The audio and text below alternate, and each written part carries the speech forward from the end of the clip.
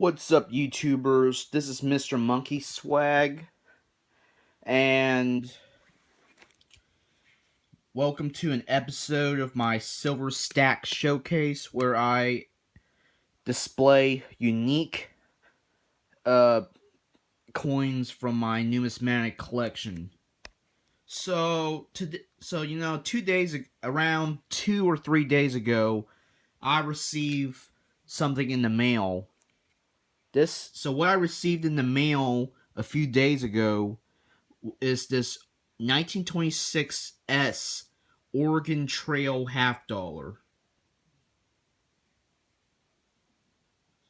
So you can make it out right here.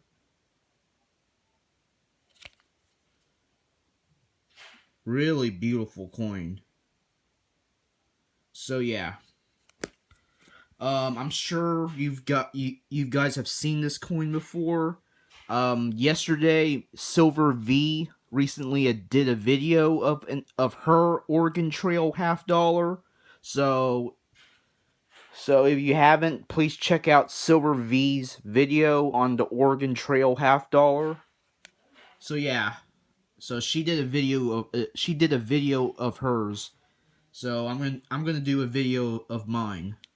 So yeah, I received this in the mail around 2 or 3 days ago, and I got a really good price on it. I believe the PCGS price guide values these coins as retailing at $210. I bought this for only $170, so I would say I did pretty good. So yeah, here's some history about the Oregon Trail. Before I discuss the history of the coin itself, I'll discuss the history of the Oregon Trail. So the Oregon Trail is, you know, one of the nation's first highways to the west, to the western states. It's one of the nation's first highways to the western states, and it's stretched for 2,000 miles from Independence, Missouri to Oregon City, Oregon. So you can say the Oregon Trail is the Route 66 before there was a Route 66. And in this highway, rather than cars going through that highway, the primary means of transportation in the Oregon Trail are wagon trains. As you can see on the reverse right here, you see a wagon train that's being pulled by oxen. Yeah. So that was, the primary vehicle that you'll see in the Oregon Trail. And because the Oregon Trail, since the Oregon Trail existed during a time before cars and roads with pavement. It's basically all prairie when you're traveling out west. So there are a lot of hazards out there, and quite a few people died on their trek across the Oregon Trail. So that's the purpose of this half dollar, was to commemorate all those who died traveling across the Oregon Trail. I believe in 1971, there was a video game, an educational video game called The Oregon Trail. So in that video game, the Oregon Trail video game is basically a survival game. Basically, you're supposed to survive the Oregon Trail, and it's basically game over if you're to die. Like for example, if you're to run out of food or get robbed by Indians or die of disease or whatever.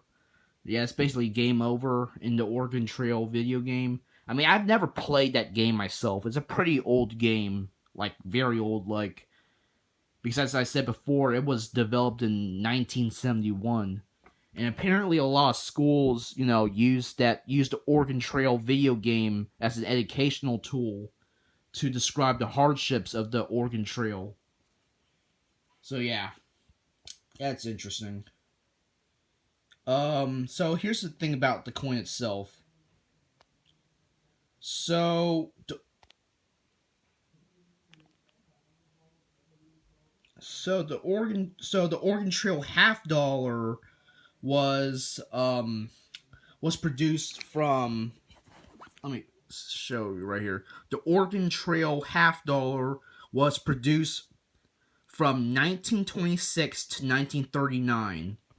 So when you guys think of a commemorative coin, you'll think that, when you think of a commemorative coin, you think of a coin that's, only produced for 1 year only to commemorate an event. Well, this is a classic commemorative half dollar.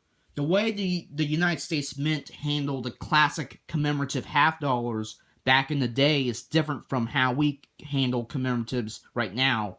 So back then, the way the United States Mint handled commemoratives is that they usually produce a commemorative. They usually mint a commemorative over a span of many years. So as you can see right here, the United States Mint produced the Oregon Trail half dollar from 1926 to 1939. So basically, the United States Mint has been producing these half dollars for over a decade. So yeah, the way they handle commemorative coins back then, they usually make them for many different years. Over a span of a few years, they produce the same commemorative coin, which is not like how they handle it right now, where they just produce one commemorative for only 1 year. That back then, they they produce commemoratives for a multitude of years, the same design. I mean, some of the commemoratives they produce for only 1 year, but many of the notable commemoratives they produce over a span of years. So that's interesting. I mean, that's the reason why the classic commemorative coin series ended, because there was a lot of corruption. I mean, well, not corruption, but they kind of oversaturated the market because to produce that same commemorative coin design over a span of few years is pretty crazy. But yeah, so I got the first year of issue. I got 1926, and I said before the Oregon Trail half dollars were first struck in 1926. So I got the first year of issue, and mine is struck at the San Francisco Mint, as you can see right here. So yeah, mine's struck at San Francisco Mint. Okay, so let's talk about the actual design. Well, yeah, actually, let me look at the mintage figure of mine. So 1926 San Francisco has a mintage of 83,000. Yeah, 83. It has a mintage of over 83,000 in 1926 for the 1926 San Francisco. It has a mintage of 83,000. So yeah, so this is by far one of the more common Oregon Trail half dollars you'll encounter. Most of the later years only have mintages of 6,000 or even less, like 3,000. So my Oregon Trail is by far one of the more common dates with the 83,000 mintage. So yeah, now let's talk about the design. So the guy who designed the Oregon Trail half dollar is a fellow by the name of James Earl Fraser. And for any of you coin aficionados or numismatists, for all you coin collectors, the name James Earl Fraser might ring to you, like you might recognize it, because James Earl Fraser, the guy who designed the Oregon half dollar, was the same guy who designed the Buffalo nickel. So that's where you guys might heard the name James Earl Fraser before, because he was famous for designing the Buffalo nickel. And I got a really nice example of a Buffalo nickel right here. So yeah, James Earl Fraser, the designer of the Oregon Trail half dollar, was most famous for designing the Buffalo nickel.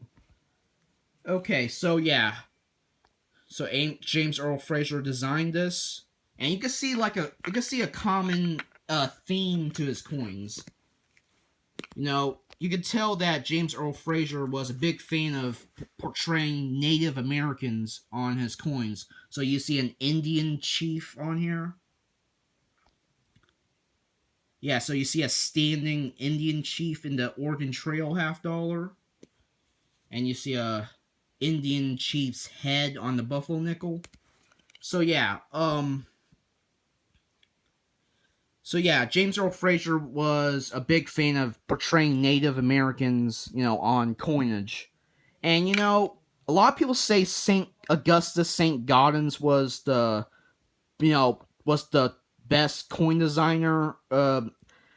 Yeah, people say that Augustus St. Gaudens was the best United States coin designer of all time because of his work on the double eagle.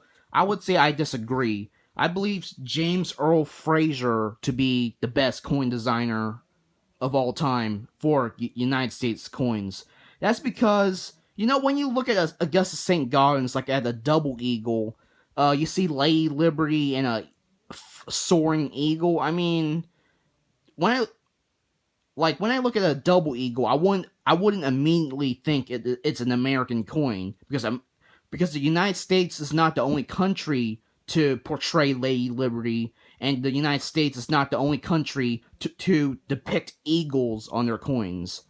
But James Earl Fraser is, when I think of an American coin, I think of James Earl Fraser because James Earl Fraser, his coins, when you look at them, they're distinctively American because he portrays Native Americans and American bison, buffaloes.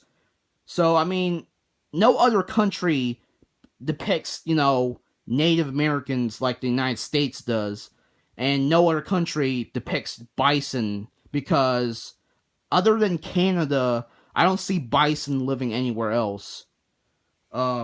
So yeah, you don't see buffaloes on the coins of other countries. So because James Earl Fraser likes to portray buffaloes, bison, and Native Americans, when I look at a coin produced by James Earl Fraser, I know it's an American coin. When I look at a coin produced by Augustus St. Gaudens, which, are really beautiful, but you would not think that it's an American coin until you actually read about it or see the face value on the coin being denominated in dollars.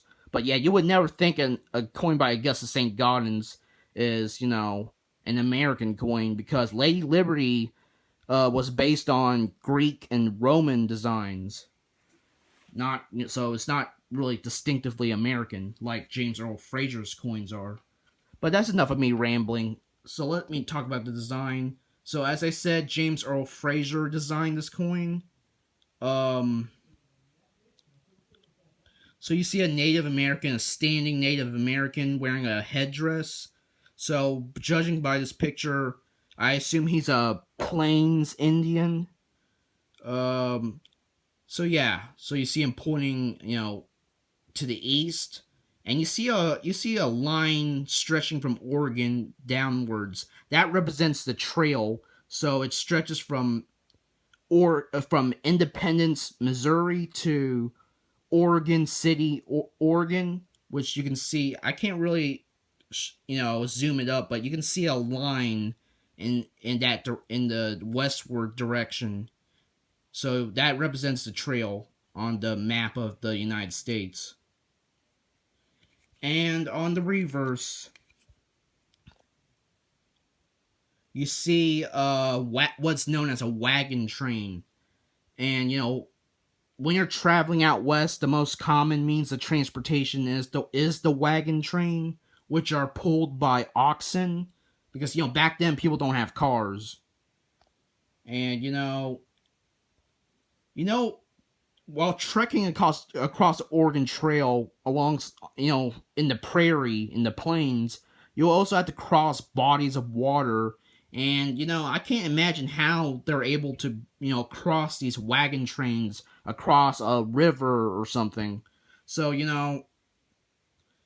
yeah, so it's really hard to, travel to the west back then. But yeah.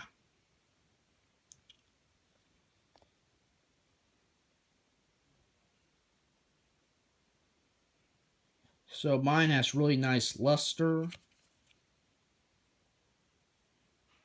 You see some peripheral toning right here. So yeah, it's a really nice coin. And it's graded PCGS MS64. So yeah, that's enough of me talking about that. I've talked about the history, a brief history of the Oregon Trail, and I've talked about a brief history uh of